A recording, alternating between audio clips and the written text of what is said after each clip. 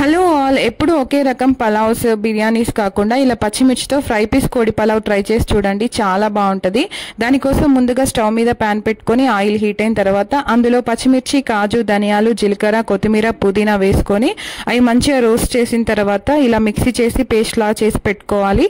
తర్వాత కొద్దిగా పేస్ట్ వచ్చేసి మనం ముందుగా వాష్ చేసి పెట్టుకున్న చికెన్లో యాడ్ చేసుకొని కొద్దిగా పేస్ట్ పక్కన తీసి పెట్టుకోండి. తర్వాత ఇందులోనే 2 టేబుల్ స్పూన్ల జింజర్ గార్లిక్ పేస్ట్ అండ్ కర్డ్ను కూడా యాడ్ చేసి బాగా మిక్స్ చేసుకొని టేస్ట్కి సరిపడా సాల్ట్ను కూడా యాడ్ చేసుకోవాలి. తర్వాత అదే ప్యాన్లో కొద్దిగా ఆయిల్ ఇంకా నెయ్యిని కూడా యాడ్ చేసి బగారాకి సంబంధించినవి అన్నీ యాడ్ చేసుకోవాలి. అంటే పలావ్ చేస్తాం కాబట్టి ఇప్పుడే అన్నీ యాడ్ చేసుకోవాలన్నమాట. తర్వాత సన్నగా కట్ చేసి పెట్టుకున్న ఆనియన్స్ని కూడా యాడ్ చేసుకొని అవి గోల్డెన్ బ్రౌన్ కలర్ వచ్చిన తర్వాత మనం ముందుగా పక్కన తీసి పెట్టుకున్న పేస్ట్ను కూడా ఇందులో యాడ్ చేసి తర్వాత మనం మ్యారినేట్ చేసి పెట్టుకున్న చికెన్ని కూడా తీసుకున్నాను అన్నమాట. కొద్దిగా చికెన్ ఫ్రై పీసెస్ కోసం పక్కన తీసి ఇక్కడ చికెన్ ఉడికే లోపు ఫ్రై పీస్ చేసుకుందాము. ఫ్రై పీసెస్ కోసం స్టవ్ మీద ప్యాన్ పెట్టుకొని ఆయిల్ హీట్ అయిన తర్వాత కొన్ని పీసెస్ అన్నిటిని వేసుకొని మూత పెట్టుకొని మగ్గించుకోవాలి.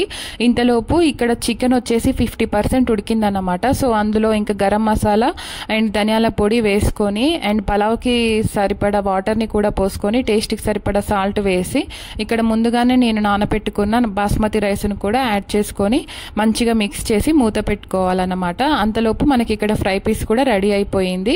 సో ఇంకా మనకి పలావ్ కూడా రెడీ అయింది అనమాట. లాస్ట్లో ఇలా ఫ్రై పీస్ అండ్ కొత్తిమీర వేసుకొని గార్నిష్ చేసుకుంటే ఎంతో టేస్టీగా ఉండే పచ్చిమిర్చి కోడి పలావ్ రెడీ అయిపోయినట్టే. తప్పకుండా మీరు కూడా ట్రై చేయండి. వీడియో నచ్చితే కనుక please like and subscribe. Thank you.